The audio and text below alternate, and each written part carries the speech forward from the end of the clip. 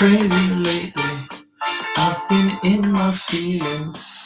Got me rearranging all of my plans, all my dreams. Testing my new mic today. Hope y'all can hear me. Mic check 1 2 1 2.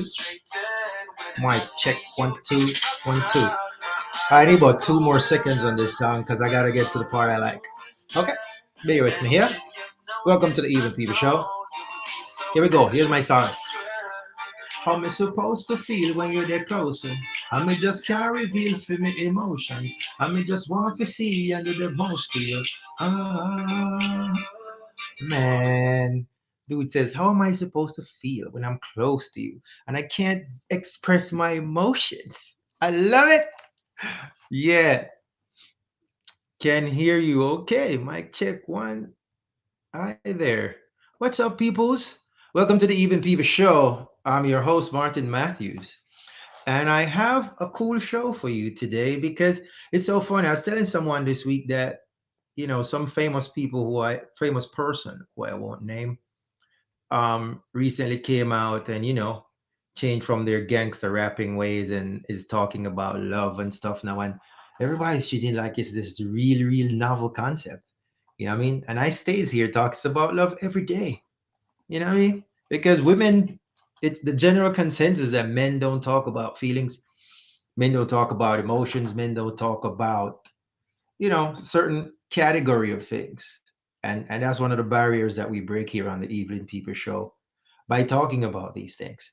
And I hope some of the men out there are actually checking this out. Y'all could learn something, man. I'm just saying. Now, tonight we're going to talk about love. We're going to talk about love, whether or not it is finite or it is infinite. Okay. What we're going to look at initially is we're going to look at just some general um, trains of thought on the topic. So the questions we put out, we says love, is it finite or infinite? How many how many times can you truly love? Is that love reusable when it ends in heartbreak? And are you capable of loving again and again? Or does love end with one true love? All right, let's jump right into it. One train of thought says love is finite, like everything else in the universe, it's finite. Okay, you cannot love an infinite amount of people, and love is a renewable source, and you do not lose your capacity to love if love fails. So let's do that last part. I just mumbled through there. Love is a renewable resource, okay, and you do not lose your capacity to love if love fails. So they're saying though love is finite, it's reusable, it's renewable. So if you lose it, or if you've lost in love, it doesn't mean you lose love. You still have love because it's renewable. Okay. Another train of thought says love is infinite, or two things actually. It is infinite in the amount of people you can love, contrary to what the first point says. This train of thought says it is infinite in the amount of people that you can love, but it is finite in the amount of yourself that you have to give. So essentially, it's saying you can love as many people as you want to love. However, for you to actually be invested in that, that's not possible. That's a finite amount of people that you can actually give yourself to like that. It says it's a contained emotion and expression that is tied to an individual, right? So, in other words, what love is and how you express it is not something that you can just liberally apply to everybody, not based on what they perceive love to be, at least. Okay. Another train of thought, or that same train of thought, says timing, whether or not you or the person is actually ready for the responsibility that love requires will ultimately determine the outcome. And I like this part. It says timing. It says whether you or the other person are truly ready for the responsibilities love requires. Now, a lot of people don't talk about love like that a lot of times. The responsibilities that love requires. Sometimes we treat it like it's just this fantastic construct that just sweeps you off your feet and you just float into float away land, as opposed to dealing with the responsibilities that it requires. Like if you are loving someone, what that comes with. And we're going to get into some of that further on in the show. Um, Another train of thought again says it's love itself is an infinite energy. You know, we have to do the background before we get into the nitty gritty, right? Yeah, that's what we're doing. Infinite energy, but our beliefs and societal conditions make it finite. So they're saying love in and of itself is infinite or is an infinite energy, but our beliefs and societal conditions make it finite.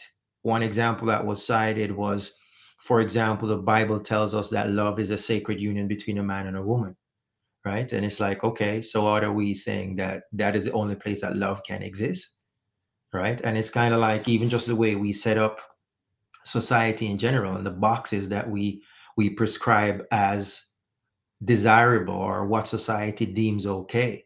It kind of makes us kind of tailor fit our love to fit in those constructs because if we fall outside of it, it's frowned upon. You know, it's like if we talk about polygamy right now, and some people are going to say, "What? No, never." Right? But in some societies, that's okay. If you try it in our society, you're going to have a problem because it's a frowned upon act. But that person loves those people. So what this is saying is that love itself is an infinite energy, but because of the societal constructs that we have or wherever we are in the society, it kind of tailors what our perspective of love is and what we think love is capable of doing. Okay. Another train of thought here says love is infinite. However, the love you have right now for anyone is finite. So love itself is infinite, but the love that you currently possess for whomever you possess that love for is a finite construct and can change as things often do. Um, you have the capacity to grow in love. And it also says that falling in love is actually not love. Falling in love is not love, it's a hormonal attraction, and it is more the beginning of love. So this person or this train of thought saying, falling in love is not really love. Falling in love is like the initiation into love. It's where love starts. And then when you fall in love, then what you've actually done is just identify the person that you're now going to love.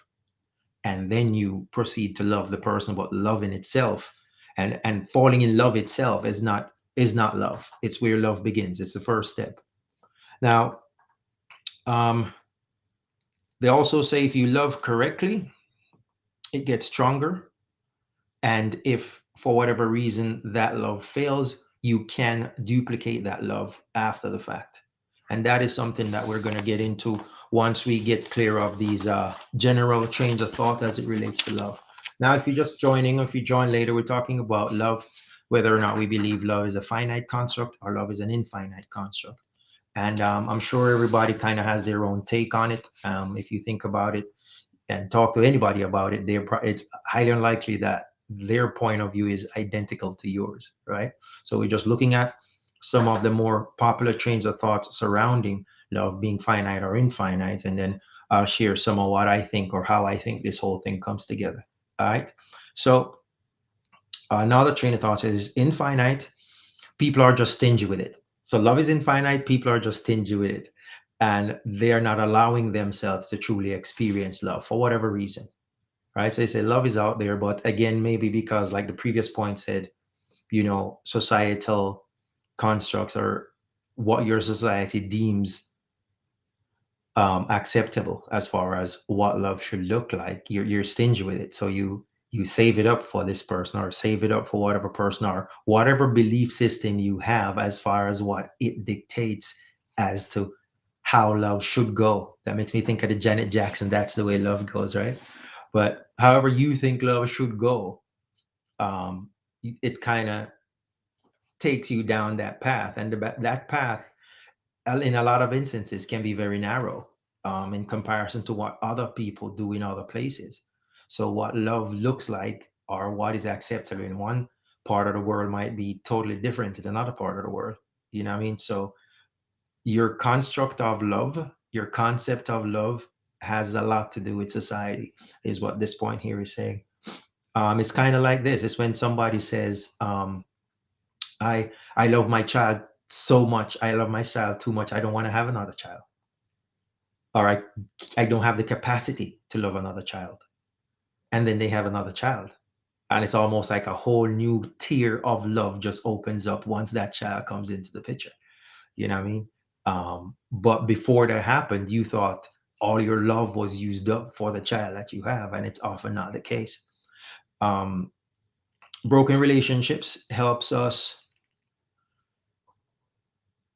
broken relationships helps us learn about ourselves, and it deepens our capacity to love. A lot of people don't view that that way. Excuse me. A lot of people view broken relationships as, well, you know what, let me leave that for later. I got something else with that. Okay,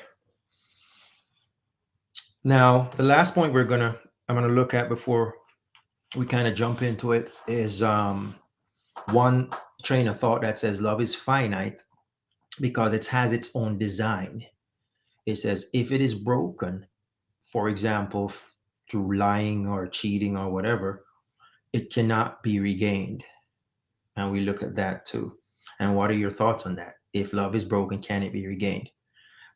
You must love or display love, or you can only love and experience true love if you are, in fact, displaying your true self. Okay. So if you're not displaying your true self, then you cannot actually experience true love. And someone cannot actually love you because you're just showing them a representation of yourself. Okay. All right. So those were the broad stroke ideas that we have for it. Now, I thought about it and I was thinking about, love, finite, infinite, whatever the deal is. And I came up with love, like everything else in the human experience, has a nature and a nurture component to it, right? Love, just like anything else, because love is something that deals with feelings and emotions. Love is a feeling, love is an emotion. Um, and as such, it's subject to the laws of nature and nurture. Now, how you love, or how your love tree, and I'm coining a term, love tree. I don't know if that's a thing or not, but let's play with it for a minute. How your love tree develops is tied to your childhood experiences, and what those are, and how your love gets shaped. It kind of helps to shape whether or not you perceive love as finite or infinite. Okay, so I believe that, say, for example, you experienced trauma as a child, or you were abused as a child in whatever way. That abuse or that trauma that you experience in childhood can potentially shape the way you interpret love. It can potentially shape your ability to love.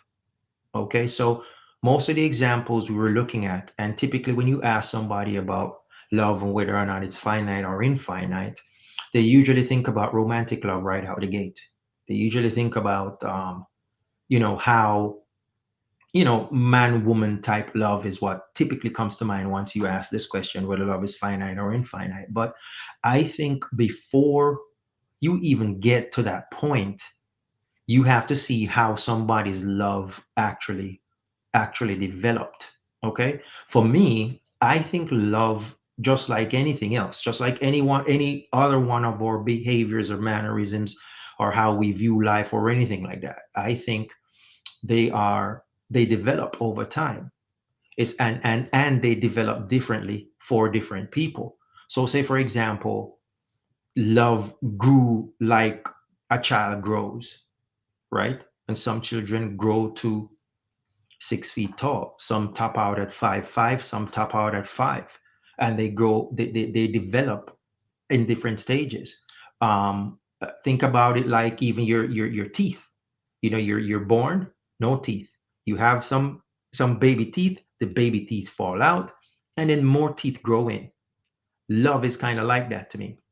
And it's like if something happens to disrupt the development, then that can essentially shape how your capacity to love develops. So my daughter, for example, she had an impacted tooth when she was younger. One of her teeth grew sideways and was affecting the other teeth, so we had to pull it. But it was one of her adult tooth that came out. So she still has one baby teeth left, that because the tooth that should have grown into that spot we had to remove before it grew because it was growing in the wrong direction. So let's say that was love, or let's say that was an experience that someone had during their childhood that now affects the way that they ultimately develop. I think love is the same way, in that your capacity to love as an adult has to do with some of the experiences that you have as a child and how fully your love map develops from childhood. Okay. So, say, for example, somebody, you grew up in an abusive home and you were witness to a whole bunch of things, or you yourself was a victim of abuse. um, that can now shape the way that you view things. That it could, the absence of a parent in the household, like they often use the term daddy issues, and you see somebody when they're older, they say they always go for a certain man because they have daddy issues or whatever. All these things are related to love, but a lot of them are rooted in childhood. A lot of them are rooted in how you actually developed, how your love actually developed. So I think when we talk about love being finite or infinite, I think it's going to have a lot to do with just how your love developed. So, someone that, for example, developed trust issues because of some trauma they experienced as a child, and they come up and they happen to trust someone enough to extend love to that person. If that breaks, that person is probably less likely to love again. You understand? Because of the fact that they were so timid to go into it in the first place. And some of the things that you need to kind of look at something a particular way, they would have missed it. They would have been that one impacted tooth that didn't grow in properly. You see what I'm saying? As opposed to someone who had a more pleasant childhood experience where they were, they got a chance to experience love and go through all the motions of its development, so that they're more, it's just like you say somebody's immature. You say an adult is immature. If you can be an adult and you act immaturely, then you can be an adult and your love is immature, or your capacity to love is immature. Because in the same way you, I don't know, skip some levels as a child, or just never develop past a certain stage as a child, so now you're an adult acting like a child. It's the same way that love develops. It's the same way that you can be an adult and your capacity to love is not there, or it is warped in some way or the other because of experiences that you had. And because of that being present, it'll ultimately affect what love is for you. It'll ultimately affect what your capacity to love ultimately looks like. So that you can look at something like, reactive love as a result of your experiences. um, Now, another point I want to make real quick is, love also has to do a lot with the person you're extending the love to. So you can love someone, and because of the, what should I say, the circumstances of the relationship, your love for that person developed a particular way. And then you meet someone, different circumstances, different attributes. They have different attributes, because you hear people say, the person that they're with, their love for the person, or the person's love for them, made them a better person. So you can get in a situation where, because of how that person is, it evolved your love, it evolved your capacity to love. You could have someone also, like we said, somebody that experienced some kind of trauma in their life that would have made their love not develop, or them not, not emotionally get mature enough to love in a particular way. But they can meet someone also, and that person can help them develop um, aspects of their personality that was stunted because of trauma that they experience. And if you get into just the everyday man woman type thing, you see people get hurt, And some people are able to bounce back and some people aren't. Some people are able to pick up the pieces and keep going, and some people bomb and bomb hard and never bounce back. I remember in a show we had before, we were talking about people getting emotionally stuck, and some kind of trauma occurred and they just got emotionally stuck in place and never evolved past that. That happens with love often as well, where something happened and you got stuck at that place. You might end up bitter, so you just end up mad all the time.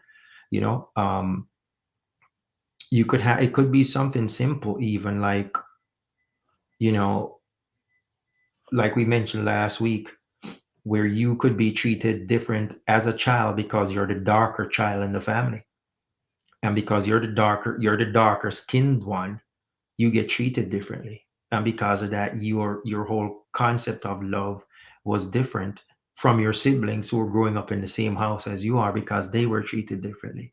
You know what I mean? So I guess for me, like I am saying, love being finite or infinite has to do with how your love developed. How your love developed. Did it get a chance to actually go grow to where your capacity to love is at the level that it needs to be, to where you can actually come out in the world and be functional? You have men who get hurt and decide that them not go love again, they just gonna go out and do road. You know what I mean? Now it's because you have some guys that can't deal with rejection. If a woman tells them no, the situation is always going to end badly. And that's really just because you were never fully developed. Your love map was not fully developed if you respond violently like that to being told no by a female. You see what I'm saying? So, and in their capacity, love is finite, but it is finite because it didn't get developed properly. Didn't get developed properly. Ven, hi my dear, how are you? I know. Hi Ven. Anyways, what was I saying? Yeah, so you see some people who respond, violently, in certain circumstances, or someone who got hurt and is just unable to bounce back. And I think it is because their love map, their love tree didn't get fully developed. You know what I mean? And because it wasn't fully developed, then they simply are just not able to deal with the things that are tied to love the way they should. They just can't, because at the time that it should have grown, at the time that it should have been developed, they were experiencing trauma or some kind of abuse or some kind of neglect or some kind of rejection that at that time just turned them away from it, and they were just not fully developed in that arena. And just like anything else, whether it is, think about it, it's just like a muscle. You exercise it, it gets bigger. You know what I mean? Like I said, love is like your set of teeth, where they come in baby teeth, they fall out, and then your adult teeth grow in. And it's like if any part of that process gets interrupted for whatever reason, you get a different result in the end. And your perception of love is is kind of driven the same way, because if it's not fully developed, then you won't be able to deal with stuff of love like you should as a mature person. All right. And believe it or not, that's the ball game, people. If you join late, you join late. You got to check it out. So, um, whatever your take on the matter is, whether you believe love is finite or infinite, um, before you even look at the end result, take a minute and look at, what happened, what led you here, what got you here. If you're with somebody who you feel like their capacity to love is finite, or you feel like they say things like, they can't love, you the way they love somebody else, or the way they had loved somebody, or they treat it as if it is finite. A lot of times, if you look back at it, it's because something happened that interrupted their development of love. That emotion was not developed like it should have been. They were not in a safe space during the years that it was developing, and as such, it never developed to what it has the capability of becoming. And so, when in their adult life, they deal with love a particular way. All right. So whatever situation you find yourself in, just identify also that the situation can be changed. You know, what I mean, you can meet someone and that person can take you out of the situation that you're in. Their infinite love can help your finite love come over to the other side, so to speak. All right. All right. I'm going to read a poem for y'all and I'm going to bounce. I'm not myself today, but here we go. Being in love is what I'm going to read for you today. Being in love, I wrote this in 2014. And because we're talking about love, it's just appropriate. Yeah. Okay. Being in love says it's not a destination, it's a journey. It's not like keepsakes assigned to me. It's not a point for which you reach.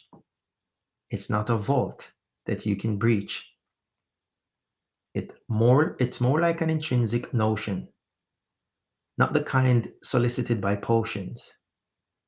It's an intrinsic cognizant reality shared by two in a state of unity. It's an ongoing decision you make. It's measured by the actions you take. Its nature is as pure as gold. It emanates from the mind, body, and soul. It's illogical in a rational way. It's insane in its propensity to stay.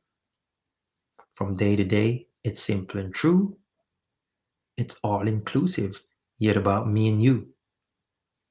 Being in love is saying yes when you mean yes. It's saying, I don't know when I could guess. It's realizing when a plan no longer works. It's walking away, even though it hurts. And that's being in love, folks. So it's like the poem is saying, in order for you to really appreciate love in that way, I think love, your perception of love, it being finite or infinite, is tied to your love development. And if it got developed like it should have been developed, it's just, and like I said, it's just like immature people that you run into every day. They're adults, some of them grown, some of them old, but they're still immature. Their behaviors are still immature. A lot of things they do are still immature, right? Love is the same way, in my opinion. And no matter it has very little to do with age per se, even though, well, they say time teaches you things, and that is true. But at the same time, if you're still pulling the baggage, and like we said, it may not be your fault, you could have been a victim of something. But if you still have that and it's unresolved, then your capacity, love is going to be very finite for you. It's going to be, your concept of it is going to be very narrow because you are a victim of trauma, and that is what stunted your love development. All right. All right. But there's help out there. Sit on somebody's blue sofa. They will talk you off the ledge. Shoot, call me. I'll talk you off the ledge. But until next time, folks, that's it. And I will catch you on next week. Peace.